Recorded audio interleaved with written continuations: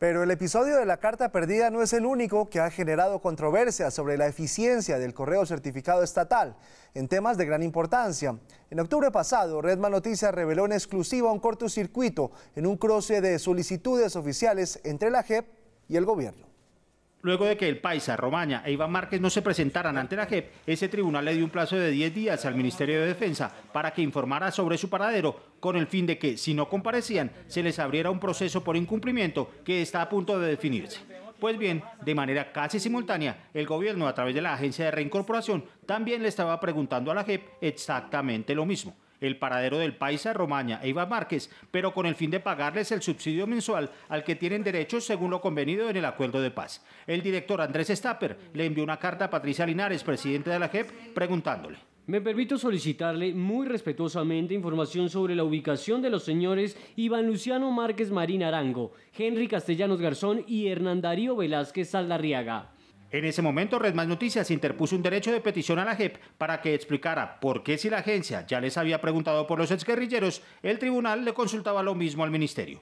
La respuesta de la JEP fue contundente: el cortocircuito se produjo porque la carta no se radicó a tiempo. Le remito a la comunicación de la Agencia para la Reincorporación y la Normalización, que si bien está fechada el 5 de septiembre de 2018, fue radicada el 14 de septiembre de 2018 en la JEP, tal como consta en el sello de recepción de correspondencia. Esta es la carta y, en efecto, tal como se aprecia, fue escrita por Stapper el 5 de septiembre, pero radicada 10 días después, el 14 del mismo mes. En ese lapso, la JEP, que no sabía formalmente de la misiva, le impuso el plazo perentorio al ministerio para informar dónde estaban Márquez, Romaña y el Paisa.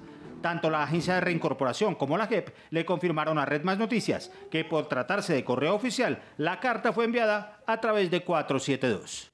¿Qué tal todo esto? En medio del no te lo puedo creer, los saludo hoy, Mauricio, buenas noches. Hola, Paula, ¿qué tal? La historia de la carta que contenía nada más y nada menos que la petición a la justicia de los Estados Unidos de las pruebas sobre el caso Santrich, caso crucial para el país, terminó perdida en Panamá, nadie sabía que estaba perdida. Esta es Colombia, lo escucho.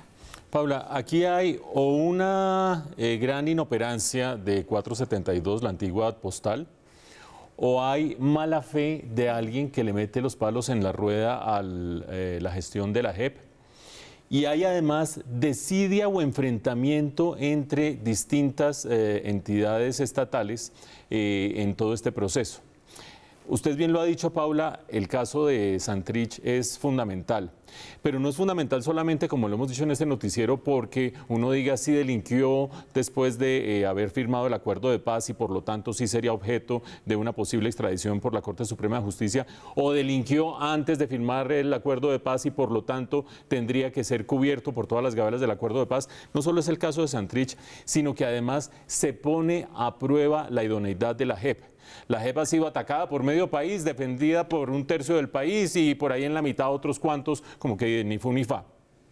Todo el mundo dice que lo que termine haciendo la JEP, en función no solamente de este caso, sino de los demás casos que tiene en sus manos, pero este muy emblemático de Santrich, va a terminar dándole credibilidad o no. Y hasta hace 24 horas todo el mundo decía, pero ¿cómo es posible que los gringos no entregaron esas pruebas? Y entonces la JEP, ¿qué es lo que va a terminar haciendo? La JEP va a terminar tomando decisiones sin ningún tipo de información. ¿Quién es el culpable? Pues vean ustedes con lo que nos encontramos nosotros, con que el culpable es el Estado colombiano por la inoperancia de 472 y por la desidia de dos instituciones. ¿Por qué hablo de la desidia de dos instituciones fuera de 472, que es la antigua postal? Porque la carta de solicitud original de esas pruebas salió de la JEP en octubre del año pasado. Octubre, ojo a esto, llega a Cancillería. En Cancillería se demoran un mes para decir, no, a nosotros no nos compete, mandémosla al Ministerio de Justicia. Ahí llevamos un poco más de un mes. Perdónenme la expresión, mamándole gallo a un tema de importancia nacional. Un mes que me toca, que no me toca, le llega al Ministerio de Justicia. La despachan rápido, pero no por una vía rápida, la despachan por 472, y el 10 de diciembre, que fue despachada finalmente, hasta el 30 de enero, que es el día de ayer cuando nos empezamos a enterar de esto, que en las llamadas telefónicas de la noche entre la ministra y la doctora Linares sale a flote el tema, pasan más de un mes y medio.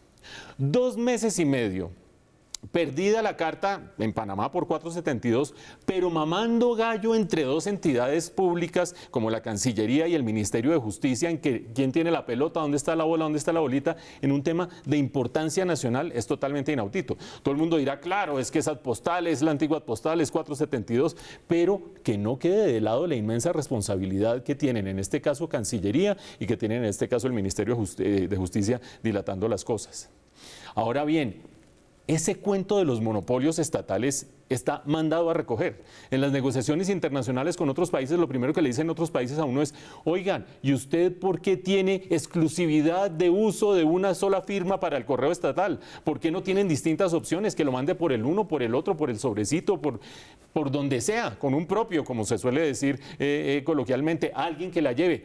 O, como decía nuestra nota, por la vía diplomática, por valija diplomática. Nada de valija diplomática, nada de contratar un correo seguro, nada de contratar a alguien que la lleve en 48 horas. Por 472, por un monopolio del Estado totalmente incomprensible.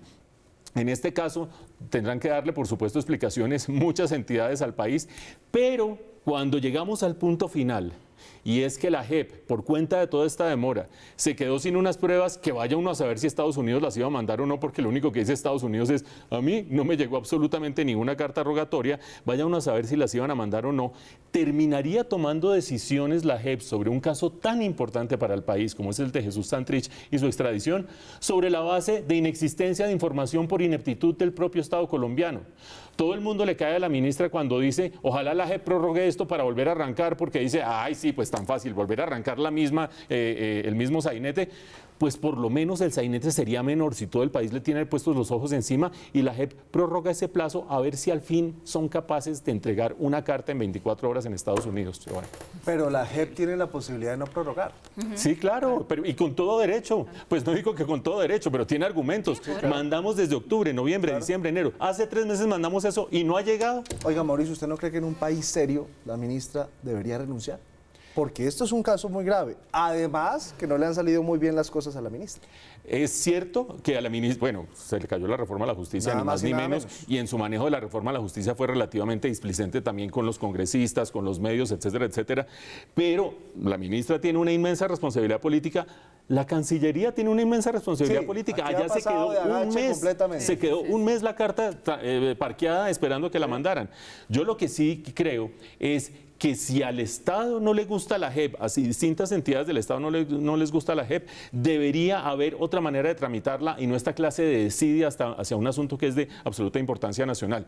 Y si no quieren tener desidia, pues sí, que haya responsabilidad política. Ajustes. Yo creo que los colombianos estamos ya pidiendo ajustes. Seriedad, Paula, desde hace mucho rato.